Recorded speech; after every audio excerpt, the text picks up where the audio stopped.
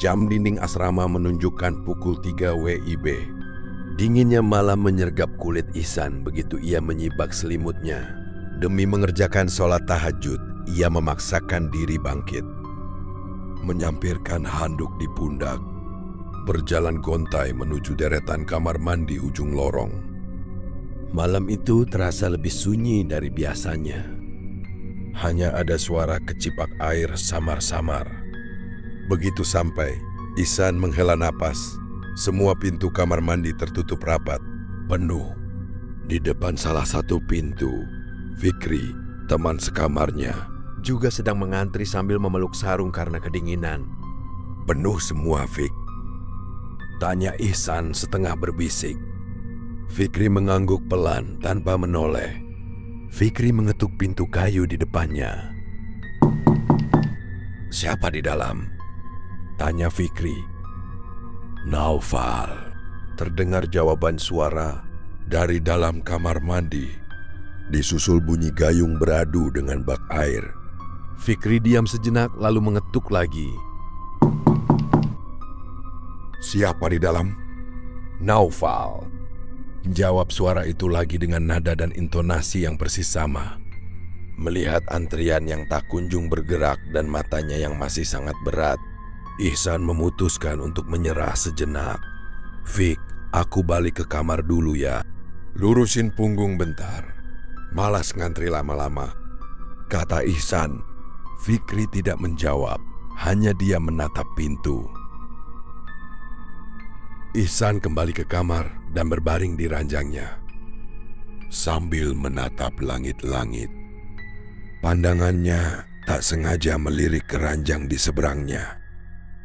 Ranjang milik Fikri. Jantung Ihsan mencelos. Di atas ranjang itu, dalam remang cahaya lampu yang masuk lewat celah ventilasi, tampak sesosok anak sedang duduk diam belakanginya. Postur tubuhnya, kaos yang dipakainya. Itu Fikri. Bukannya Fikri lagi ngantri di kamar mandi? Batin Ihsan. Ihsan memicingkan mata, memastikan pandangannya. Ia berkedip beberapa kali, berharap itu hanya tumpukan baju atau bantal. Tidak, itu benar-benar siluet manusia. Demi memastikan, Ihsan langsung duduk tegak di ranjangnya. Tepat saat Ihsan duduk, sosok di ranjang Fikri itu lenyap begitu saja. Menyatu dengan kegelapan kamar, seperti tidak pernah ada di sana. Bulu kuduk Ihsan berdiri. Keringat dingin mulai bercucuran. Suasana kamar mendadak terasa mencekam dan pengap. Karena ketakutan sendirian di kamar, Ihsan memutuskan untuk kembali ke kamar mandi. Ia berpikir berada di dekat orang banyak jauh lebih aman daripada berdiam diri di kamar yang baru saja berpenghuni itu. Ia setengah berlari menyusuri lorong dan kembali ke deretan kamar mandi. Ia bernapas lega saat melihat barisan santri lain mulai berdatangan untuk mengantri. Namun rasa lega itu hanya bertahan 1 detik. Pintu kamar mandi yang tadi diantri Ihsan terbuka. Seseorang melangkah keluar dari dalam sambil memegang handuk. Ihsan mematung, lututnya lemas seketika. Anak yang baru saja keluar dari kamar mandi adalah Fikri.